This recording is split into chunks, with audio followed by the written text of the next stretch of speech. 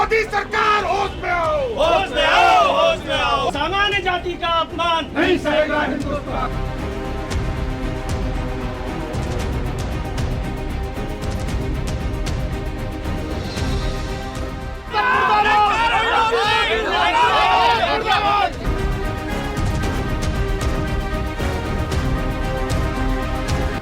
अलंकार अग्निहोत्री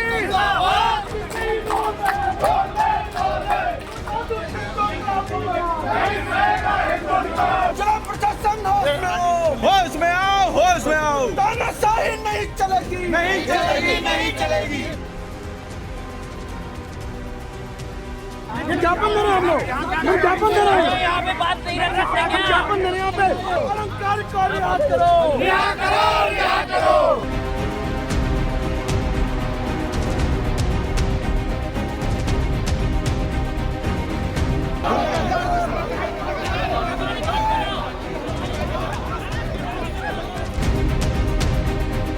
भेजा नहीं गया है, अपनी स्वेच्छा से गए हैं, अपनी मर्जी से गए हैं। शुभ चिंतक लोग थे, उनके साथ गए हैं।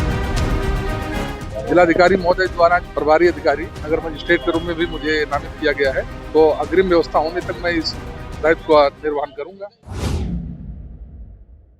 आदाब, नमस्कार, मैं वसीम अख्तर और आप देख रहे हैं the leader Hindi. City magistrate अलंकार अग्निहोत्री बरेली से रुखसत हो गए हैं। 3 दिन तक खूब शोर मचा है उन्हें लेकर। अब वो क्या करेंगे, तमाम सवाल हैं जो कहे और सुने जा रहे हैं। यानी कि नौकरी से इस्तीफा देने के बाद अब उनके पास क्या रास्ता है, वो क्या कर सकते हैं, क्या नहीं कर सकते हैं, इसको लेकर विवेचना शुरू हो गई है। आज जिस तरह सुने, यूपी के जिला बरेली में एडीएम कंपाउंड से निकालने के बाद बाहर ले जाया गया है। फिलहाल ये पता लग गया है कि वो कानपुर गए हैं, लेकिन अब तमाम तरह के जो सवाल हैं, ये पूरा मामला क्या था और कैसे हुआ है, हम इस वक्त न्यूज़ रूम में हैं और इस वीडियो में हम ये जानने की कोशिश करेंगे कि सिटी मजिस्ट्रेट अलंकार अग्निहोत्री के नौकरी से इस्तीफा दे देने के बाद अब आगे क्या कदम उठाएंगे वो और क्या क्या चीज़ें सामने आ सकती हैं। मेरे साथ मेरे सहयोगी अंश माथुर हैं। अंश, जिस तरह से ये सारा मामला हुआ है, अगर हम 3 दिन की बात करें तो 3 दिन में बहुत कुछ ऐसा हुआ है जो बरेली में अब से पहले कभी देखा नहीं गया था। ऐसा दिन चुना गया था, टाइमिंग इतनी सटीक रखी गई थी इस्तीफे की कि जाहिर सी बात है इसे लेकर खलबली मचनी थी और खूब मची भी है। जब ये सब 3 दिन सब चला है तो जो जानकारियां सामने आई हैं, अब तक की तमाम चीज़ें साफ़ हो गई हैं कि किस तरह से क्या हुआ है। जो आपके पास जानकारी है, आपने 3 दिनों ने कवर किया है, बहुत सी बातें आपने उनसे की हैं, सवाल किए हैं, उसके जवाब भी मिले हैं, लेकिन कुछ ऐसी चीज़ें भी रही होंगी इस दौरान कि जिनके जवाब अभी आने से रह गए होंगे। पहले हम ये जान लेते हैं, क्योंकि बहुत से लोग शायद हमसे पहली बार जुड़ेंगे, उनको ये बताने के लिए ये सब कैसे हुआ है। जी, सबसे बड़ी बात है जो टाइमिंग को लेकर आ रही है। जहां देश एक और गणतंत्र दिवस मना रहा था, हम लोग खुद भी पुलिस लाइन का जो परेड ग्राउंड है वहां पर पूरी कवरेज कर रहे थे कि इसी बीच एक मैसेज फ्लैश होता है हमारे व्हाट्सएप ग्रुप पर कि जो है आपके एक पीसीएस अधिकारी ने इस्तीफा सौंपा है, जो कि सीधे राज्यपाल को भेजा है। उसके बाद जैसे ही हम लोग को पहुंचते हैं और जानकारी जुटाना शुरू कर ही रहे होते हैं कि इसी बीच एक फोटो आ जाता है जिसमें वो पीला चार्ट पेपर लेकर जो मौजूदा बरेली के सिटी मजिस्ट्रेट अलंकार अग्निहोत्री हैं, वो यूजीसी बिल, रोल बैक और शंकराचार्य संतों का अपमान नहीं सहेंगे, ये तमाम बातें लिखा हुआ वो खुद ही अपने हाथों में पकड़े हुए अपने जो सरकारी आवास है एडीएम कंपाउंड चौकी चौराहे स्थित, उसी के बाहर अपनी जो नेम प्लेट लगी होती है उसी के नीचे खड़े होकर वो ऐसे एक फोटो खिंचाते हैं और उसके बाद वो स्वयं अपनी जो फेसबुक प्रोफाइल है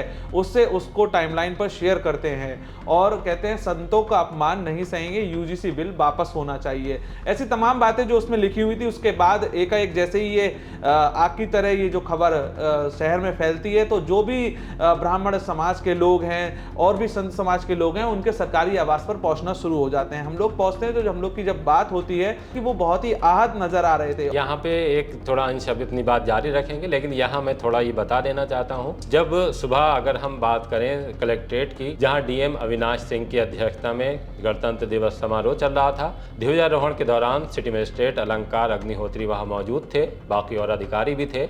उन्हें देखने के बाद अगर हम आपको फ़ोटो दिखाएंगे तो आपको भी नहीं लगेगा कि उनके मन में क्या चल रहा है और कितना बड़ा कदम इस गणतंत्र दिवस वाले दिन उठाने जा रहे हैं, उसी समारोह के बाद जिसमें वो मौजूद हैं। सबसे पहले उन्होंने गणतंत्र दिवस समारोह में हिस्सा लिया है। उसके बाद वहाँ से जब सांस्कृतिक कार्यक्रम हो गए हैं, तमाम लोगों को प्रशस्ति पत्र और इनाम बांट दिए गए हैं, तो वो अपने कक्ष में गए हैं। वहाँ कक्ष में जाने के बाद उन्होंने जहां उनका बोर्ड लगा है, उनके कक्ष में एक बोर्ड लगा होता है, सभी अधिकारियों के कक्ष में लगा है, प्रशासनिक अधिकारियों के, कि उस पर लिखा होता है कब उन्होंने ज्वाइन किया और कब उनका ट्रांसफ़र हुआ है वहाँ से। तो उस पर उन्होंने रिज़ाइन लिखा है। रिज़ाइन लिखने के बाद वहाँ से निकलने के बाद वो पुलिस लाइन्स में परेड के कार्यक्रम भी मौजूद रहे हैं, जहाँ तमाम बड़े अधिकारी थे, भीड़ थी वहाँ पर, और उस परेड में हिस्सा लेने के बाद वो घर आए हैं। घर आने के बाद जो अभी अंश माथुर बता रहे थे आपको कि एक चार्ट मंगाया है, उस पर लिखा है कि वो इस्तीफ़ा दे रहे हैं और इस्तीफ़ा उन्होंने राज्यपाल को भेज दिया है। ये बात जब फैली है तो उसके बाद से उनके घर जो मीडिया कर्मी हैं उनका जमावड़ा लगना शुरू हो गया है और ये मामला फिर आगे की तरफ गया है। जब सब लोग वहाँ पर पहुँचे हैं और हम लोग ने बातचीत करने की कोशिश की है, तो जैसा कि पहले अमूमन होता था तो वो किसी भी विषय पर बोलने से जो है परहेज करते हुए नज़र आते थे। यूँ कहें कि वो कहते थे कि इसके लिए जो मौजूदा जो डीएम हैं आप उनसे बात कीजिए। विषय पर वो जानकारी तो हमको देते थे, लेकिन कभी भी वो मीडिया के कैमरे पर सामने नहीं आते थे। लेकिन जब ये पूरा प्रकरण हुआ, इस्तीफे की बात जब वो सामने आई है, तो जब भी हमने उनसे बात की है तो उन्होंने तमाम पहलुओं पर पूरी जानकारी के साथ उन्होंने अपने जो है विचार साझा किए हैं और साफ तौर पर उनका कहना था कि यूजीसी बिल और संतों के सम्मान को लेकर मैंने ये जो है कदम उठाया है। कई बार उनसे ये सवाल भी दागे गए कि क्या आप चुनाव लड़ेंगे, क्या आप कोई पार्टी ज्वाइन करेंगे या आप अपनी एक पार्टी बनाने जा रहे हैं। तो तमाम उन्होंने सवालों पे कहा ये तमाम मुद्दे समाज तय करेगा, फिलहाल जो मैंने ये कदम उठाया है वो यूजीसी बिल और संतों के सम्मान को लेकर उठाया है। कई बार अभी उनसे सवाल भी हुए कि आपकी कोई बड़े पदाधिकारी से बात हुई है पार्टी के, अभी एक जो सवाल किए जा रहे थे उन पर उनका सीधा ही ये जवाब निकल कर आ रहा था कि फिलहाल हम यूजीसी बिल और संतों के सम्मान को लेकर ये सब चीजें कर रहे हैं और आगे भी हमारा इस तरीके से जो आगे प्रयास है और प्रदर्शन है वो जारी रहेगा जब तक कि चीजें ठीक नहीं हो जाती। और सारी बातें वो एक तरीके से कहा जाए क्योंकि एक मंझे हुए वो जो है अधिकारी हैं और वो तमाम चीज़ों को वो जानते हैं कि किस तरीके से क्या स्टैंड लेना है, तो उन्होंने हर चीज़ पर एक मुखर तरीका जो है अपनाते हुए अपनी बात भी रखी है। उन्होंने साफ तौर पर कहा है कि मैं हर पार्टी से जुड़ा हुआ हूँ, हर राजनेता से मेरी बात होती क्योंकि मैं प्रशासनिक जो है पद पर था तो मेरी हर किसी से बातचीत है, लेकिन जो भी ये मैंने लिया है स्टैंड वो मैं अपने समाज को लेकर, अपने देश के भविष्य को लेकर इस तमाम चीज़ों को करता हुआ नजर आ रहा हूँ। अगर उनके आप पूरी लहजा देखिए, उनकी टोन देखिए तो बार बार जिस चीज़ को लेकर कह रहे थे, जैसे उन्हें गुस्सा भी इस बात को लेकर ज़्यादा था कि ब्राह्मण पागल हो गया है, तो वो ब्राह्मण एक जो चूँकि जाहिर सी बात है कि अलंकार अग्निहोत्री उनका नाम था, वो ब्राह्मण थे, तो उनको उससे जो ये चोटें पहुँचनी शुरू हुई हैं उनके मन पर, इनका सबका एक असर दिखाई देता था। जैसे बहुत से लोग उसके बाद ये कहते थे कि कहीं ना कहीं ब्रेन वॉश हुआ है उनका, लेकिन वो जो अंदर से उनकी टीस थी वो एक जाति को लेकर थी। उस जाति को लेकर जो शंकराचार्य, अभिमुक्तेश्वरानंद सरस्वती और उनके जो चेले हैं उनके साथ वहाँ पे जो कुछ हुआ था वो उससे काफ़ी पीड़ा में दिखाई दिए थे। तो जाहिर सी बात है कि जब ये तमाम चीज़ें इकट्ठा हो गई हैं तब उन्होंने ये बड़ा फैसला लिया है। जहाँ तक हमारी जानकारी है, हमने भी अच्छी खासी जो पत्रकारिता है अधिकारियों के बीच में की है, इस तरह के स्टेप बहुत, जैसे कोई बहुत आहत हो जाए या बहुत इस कंडीशन में पहुंच जाए कि अब ये फैसला लिए बगैर काम नहीं चलेगा, तब इस तरह के कदम देखने को मिलते हैं। और जैसा मैंने आपको पहले भी बताया है कि अगर बरेली की बात करें तो इस तरह के जो इस्तीफ़े हैं, किसी भी अधिकारी ने इस तरह से इस्तीफ़ा नहीं दिया है। जिस सिस्टम में वो काम कर रहा है उसी सिस्टम को कसूरवार ठहराते हुए उस सिस्टम से बाहर खड़ा हो जाता है एक इस्तीफे के बाद, और तमाम वो बातें जो एक अधिकारी होने के नाते वो नहीं कह सकता था, उस पर चूंकि अनुशासन का बोझ था, उस अनुशासन को बोझ को उसने इस्तीफे के तौर पर उतार दिया। और उसके बाद तमाम बातें चाहे सरकार से जुड़ी हों या और जो यूजीसी की जैसे बात हो रही है कि यूजीसी बिल को लेकर जिस तरह के उसमें फेरबदल आए हैं उसको लेकर वो नाराज़ थे, तो ये तमाम चीज़ें उन्होंने तभी की हैं जब उन्होंने इस्तीफ़ा दे दिया है और बहुत एक मजबूत प्लान के साथ वो बाहर आए हैं इस्तीफ़े को लेकर। 3 दिन की अगर हम बात करें बरेली में तो 3 दिन वो जितना भी बोले हैं वो बोले बहुत नपा-तुला हैं। बहुत उनसे बात करने की कोशिश हुई है, जैसे बहुत से लोग अलग अलग बात करते थे। एक पत्रकार ने उनसे ये भी सवाल किया था कि समाजवादी पार्टी से आप चुनाव लड़ेंगे, तो उन्होंने साफ कर दिया था कि नहीं, मेरा ऐसा कोई इरादा नहीं है। अभी आप चुनाव लड़ेंगे क्या? अगला ये चुनाव लड़ने की बात नहीं है, ये पूरे एकीकरण की बात है। सामान्य वर्ग और ब्राह्मण समाज के साथ जो अत्याचार हो रहा है उसके लिए समाज ही अपने आप एक विकल्प के रूप में वैकल्पिक व्यवस्था के लिए और स्वयं डिसाइड करेगा। जो उनकी बातचीत है उससे अगर हम पूरी बातचीत को सुने ध्यान से, उन्होंने जितने भी वीडियो उनके सामने आए हैं उसमें एक बात साफ है कि फ़िलहाल उनका राजनीतिक प्लेटफॉर्म पर काम करने का कोई इरादा नहीं है। जिस तरह से अंश उन्हें शंकराचार्य अभिमुक्तेश्वरानंद सरस्वती ने ऑफ़र किया है कि आपने बहुत पढ़ा था, बहुत मेहनत की थी सिटी मजिस्ट्रेट बनने के लिए, एक PCS ऐसी कोई नहीं हो जाता है, उसके लिए बहुत पढ़ाई करनी पड़ती है, मेहनत करनी पड़ती है। अब आप उस पद को छोड़ रहे हैं तो हम उससे बड़ा पद आपको ऑफ़र कर रहे हैं। जी नारायण, कैसे हैं आप? हम लोगों के मन में दो तरह की प्रतिक्रिया आपके समाचार सुनने से हो रही है। एक तो दुख हो रहा है कि कितनी लगन से आपने पढ़ाई लिखाई की होगी, तब जाकर के इस पद पर आप आए होंगे, आज एक झटके में आपका पद चला गया। लेकिन दूसरी तरफ आपने जिस तरह से सनातन धर्म के प्रति, सनातन धर्म के प्रतीकों के प्रति अपनी गहन निष्ठा का प्रदर्शन किया है, उससे पूरा सनातनी समाज आह्लादित है और आपका खूब खूब अभिनंदन करता है। हम चाहते हैं कि आपके जैसे निष्ठावान लोग सनातन धर्म की सेवा में और आगे आएं। जो पद सरकार ने आपको दिया था उससे बड़ा धर्म के क्षेत्र का पद हम आपको देने के लिए प्रस्ताव करते हैं। जी जी जी जी जी अग्निहोत्री जी, नारायण नारायण। अब अगर हम इस लाइन को पकड़े अंश तो वो पद क्या हो सकता है अगर हम धार्मिक तौर पर देखें तो? धार्मिक अगर दृष्टिकोण से देखा जाए, क्योंकि अग्नोत्री समाज से आते हैं और सनातन धर्म में अग्नोत्री समाज जो कि एक बहुत ही उच्च कोटि के ब्राह्मणों की श्रेणी में आता है, तो उसमें माना जाए तो एक बड़ी बात जो है शंकराचार्य ने वहाँ पर जो प्रयागराज की धरती है वहाँ से उन्होंने जो कही है, एक बड़े कयास लगाए जा रहे हैं कि उनको महामंडलेश्वर के जो पद है उससे भी नवाजा जा सकता है। क्योंकि हम लोग कवरेज कर रहे थे इस दौरान, वहाँ पर उनके समर्थक मौजूद थे, तो इस बीच काफ़ी जो चर्चाएं हैं उनका बाजार गर्म है कि उनको महामंडलेश्वर के जो एक सम्मानित जो पद है उससे भी सम्मानित किया जा सकता है। क्योंकि धर्म की अगर बात कही जाए तो उससे जोड़कर देखा जा रहा है। वहीं ये तक वहाँ पर जो चर्चा चल रही थी कि जैसे ही बात आ रही थी, उन्होंने अपने जो है जब वो पहले ही दिन 26 जनवरी की शाम को जब वो जिलाधिकारी आवास पहुंचे थे, उसके बाद उन्होंने आरोप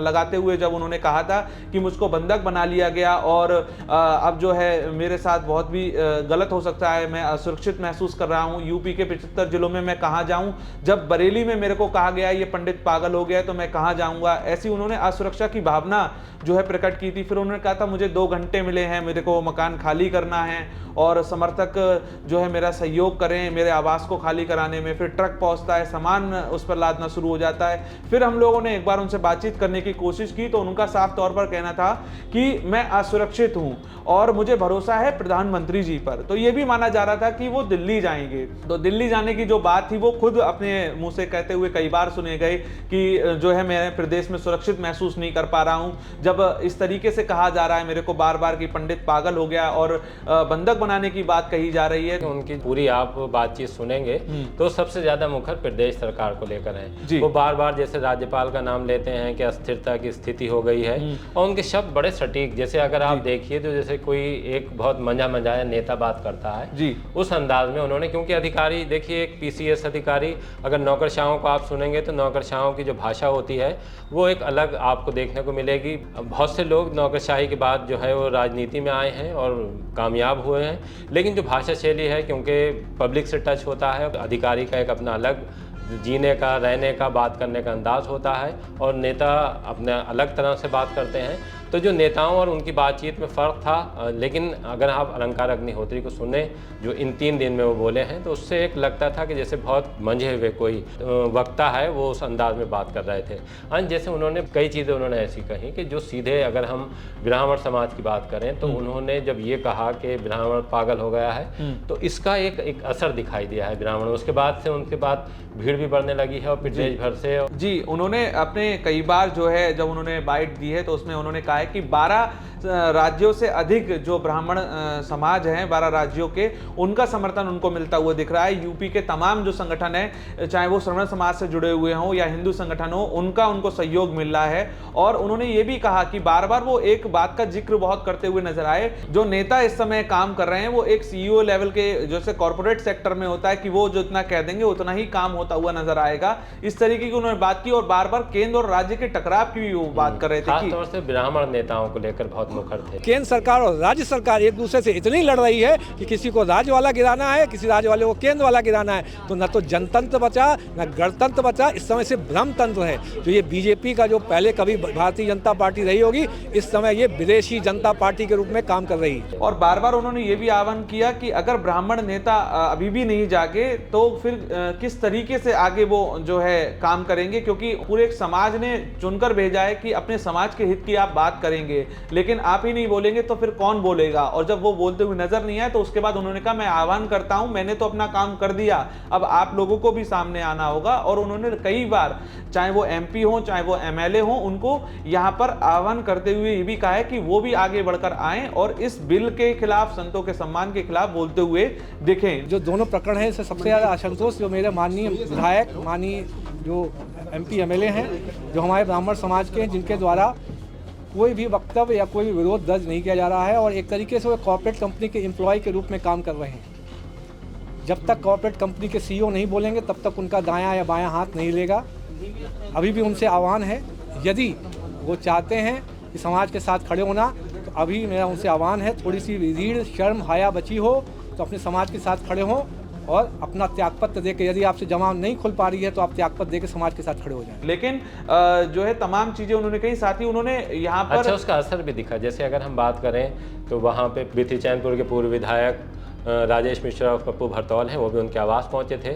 और महापौर डॉक्टर उमेश गौतम जो बरेली से महापौर हैं, वो भी वहां पहुंचे थे। हालांकि दोनों में से एक ने अपनी बात भी रखी थी। सर, इस काले कानून की बात कही जा रही है, UGC कानून को काला कानून कहा जा रहा है, क्या कहेंगे? आप भी इसे काला कानून मानते हैं?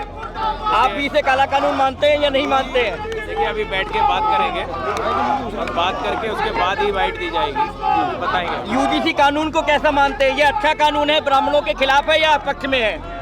UGC का जो कानून लाया गया है उसमें कमियां हैं और उन कमियों को निश्चित रूप से उसका विरोध कर उसको ठीक कराया जाएगा। वो जो बातें कर रहे थे उसका एक असर दिखाई देने लगा था और इसी वजह से फिर ये तय हुआ कि उन्हें अब यहाँ से बरेली से वापस भेज दिया जाए। अंश, एक बात थोड़ी सी ये और जानना चाहेंगे इस वक्त, जैसे महामंडल बनाने की बात हो रही है उन्हें, तो महामंडल किसी को भी बनाया जा सकता है या उसके कुछ नॉर्म्स हैं? जैसे कि शंकराचार्य ने जो उनको बात कही है महामंडलेश्वर बनाने की, या फिर कोई धर्म में एक बड़ा ऐसा जो है उनको पद देने की बात कही है, तो जो बड़ा पद माना जाता है जो शंकराचार्य के बाद आता है वो महामंडलेश्वर का आता है। तो चूंकि महामंडलेश्वर के लिए अगर बात कही जाए तो आपको परिपक्व होना चाहिए कि आप जो है ध्यान साधना में आप जब पूरी तरीके से परिपक्व हो जाते हैं और आप धर्म की जो शिक्षा है और दीक्षा है जब आप वो प्राप्त कर लेते हैं तो आप उस पद पर आगे बढ़ सकते हैं। जैसा कि इस बार जो महाकुंभ रहा तो उसमें कई फिल्मी सितारों से लेकर तमाम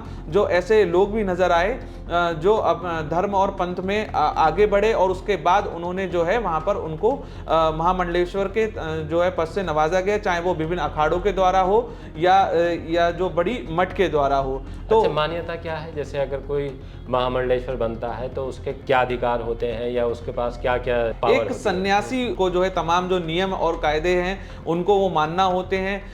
परिवार उनका पूरा छूट जाता है। उनको जो महामंडलेश्वर की गद्दी प्राप्त होने के बाद जो उनको मठ दिए जाते हैं उनमें उनको उनकी तमाम जो है धर्म के प्रचार और प्रसार के लिए उनको काम करना होता है और धर्म के ही प्रचार के लिए सनातन की इस जो ये यात्रा जो चल रही है, जो जीवन जिया जाता है उसको वो यात्रा के रूप में देखते हैं और उसके लिए ही अनवरत उनको चलना होता है। और इस यात्रा में जितने भी लोग शामिल होते हैं उनके लिए ही धर्म के मार्ग को प्रशस्त करने के जो ये मेन जो कर्तव्य होता है वो निभाना होता है। परिवार यहाँ पर छूट जाता है और संन्यास की तरफ हम एक समाज को जो है वहाँ पर एक निर्देशित करने के लिए हम आगे बढ़ चलते हैं।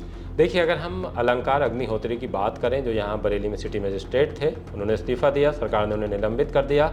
अब आगे उनका क्या होगा ये फ़िलहाल तय नहीं है, लेकिन उनकी बातों से काफ़ी हद तक संकेत मिल चुके हैं। जैसे हम बात कर रहे हैं कि उन्हें महामंडलेश्वर बनाया जा सकता है, तो उनका अगर हम पूरा जीवन देखें तो अभी उन्हें सिर्फ 8 माह हुए थे बरेली आए हुए, लेकिन जिस तरह से उनका रहन सहन था, यहाँ लोगों से बातचीत थी, मिलना जुलना था, वो एक अलग तबीयत के मालिक थे। जैसे हम और अधिकारियों की बात करें तो वो ख़ास तौर से जहाँ भी उनकी जो जिम्मेदारियाँ हैं उनके अपने अलग संबंध भी रहते हैं नौकरी से हटकर, लेकिन मैंने जो अलंकार अग्निहोत्री के बारे में जानकारी की है तो उनके बहुत कम लोगों से संबंध थे, और ख़ास तौर से कलेक्ट्रेट में तो कुछ ही अधिकारियों से उनकी बात होती थी। डीएम के पास भी वो तब जाया करते थे जब उन्हें बुलाया जाता था। अपने कामकाज को लेकर बहुत सिंसियर थे। उन्हें शहर विधानसभा में जो SIR का कार्य हो रहा है उसके लिए सहायक रजिस्ट्रीकरण अधिकारी भी बनाया गया है। उस काम को वो बहुत ही गंभीरता के साथ अंजाम दे रहे थे। तमाम बूथों पर उनका लगातार आना जाना रहता था। जैसे पत्नी उनके साथ यहाँ नहीं रहती थी, बताया जा रहा है कि वो कानपुर उनका परिवार है, कानपुर या लखनऊ रहती थी वहाँ वो।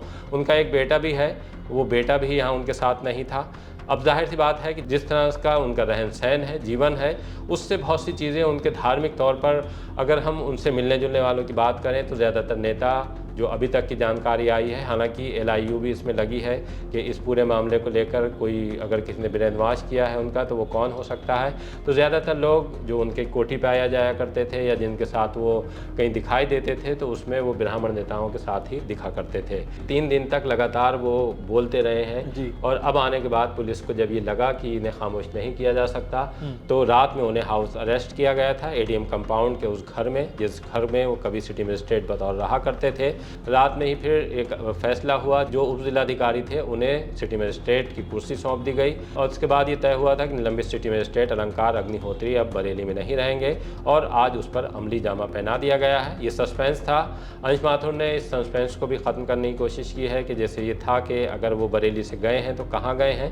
अंश, जैसे आपकी बातचीत हुई है तो क्या आपकी जानकारी में आया कि वो कहाँ गए हैं बरेली से? जी, चूँकि जिस तरीके से देखा जा रहा था कि जो उनके साथ में कौन मौजूद थे, तो जब ये बात की पुष्टि हुई कि पवन मिश्रा जो कि राष्ट्रीय अध्यक्ष हैं परशुराम युवा मंच के, उनसे जब मैंने अभी बात की तो उनका कहना था कि अलंकार अग्निहोत्री जी हैं, उनको सबसे पहले हम परिवार के पास ले जा रहे हैं, चूंकि वो कल ही बरेली लौटे थे और वो लगातार नज़र बनाए हुए थे जब इस तरीके की ये पूरी जो है खबरें फैलना शुरू हुई। वो बाहर थे, जब वो कल बरेली वापस लौटे उसके बाद आज वो उनके आवास पहुंचे थे। जब अधिकारी उनके आवास में मौजूद थे उसके बाद उन्होंने भी समझाने का प्रयास किया समाज की एक बड़े संगठन के नाते। उसके बाद वो उनको साथ में ही अपनी जो कार्य है उससे वो अब कानपुर ले जा रहे हैं। उन्होंने ये भी जानकारी साझा की उनके परिवार में जो उनका बेटा है सिटी मजिस्ट्रेट जो अलंकार अग्निहोत्री हैं, उनका बुखार से इस समय जो है काफ़ी परेशान है और 3 दिन से उन्होंने घर पर बात भी नहीं की थी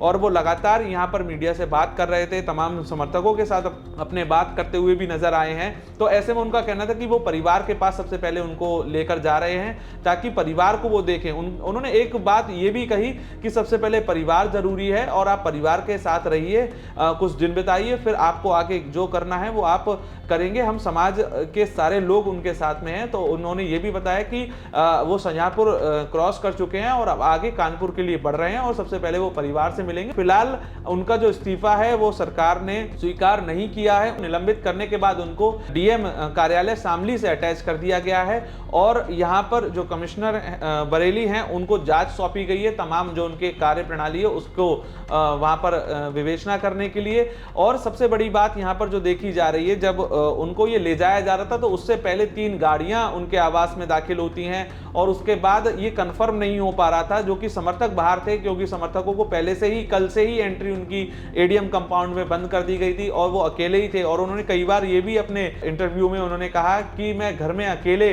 बैठकर असहज महसूस कर रहा हूं, मुझे लोगों से मिलने नहीं दिया जा रहा है, मेरे अपनों से ही नहीं मिलने दिया जा रहा है। तो उसके बाद जो है समर्थक भी इधर काफी जो है उग्र प्रदर्शन करते हुए नजर आ रहे थे और बड़ी संख्या में यहाँ पर जो लोग थे वो दोनों एडीएम कंपाउंड के गेट पर मौजूद थे। बड़ी पुलिस फोर्स वहां पर तैनात नजर आ रही थी, पीएसी बल भी वहां पर लगाया गया था।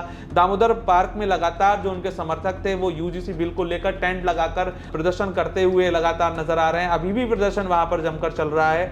तो ऐसे में देखा जा रहा था कि ये बड़ा रूप लेगा, लेकिन जैसे ही वो बरेली से बाहर निकले हैं तो उसके बाद अब नए स्तर की जो चर्चा है वो बरेली में शुरू हो चुकी हैं।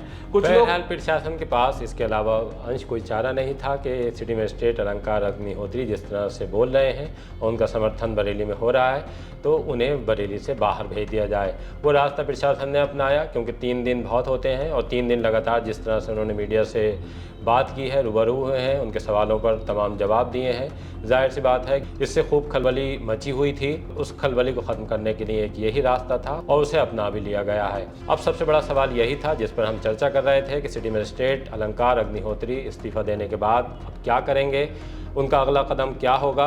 जिस तरह से उन्हें ऑफ़र किया गया है शंकराचार्य अभिमुक्तेश्वरानंद सरस्वती ने कि इससे बड़ा पद हम आपको धार्मिक तौर पर देंगे, वो पद लेंगे या फिर और कुछ करेंगे, लेकिन ज़्यादातर संभावना यही है कि वो धार्मिक तौर पर कुछ ऐसा करेंगे यहाँ से जाने के बाद जिससे जिस तरह से सुर्खियाँ उन्होंने यहाँ बरेली में बटोरी हैं इस्तीफ़ा देने के बाद, वो चर्चा उनको लेकर लगातार बनी रहे। वो क्या कदम उठाते हैं उसके लिए थोड़ा इंतज़ार कीजिए और देखते रहिए द लीडर हिंदी।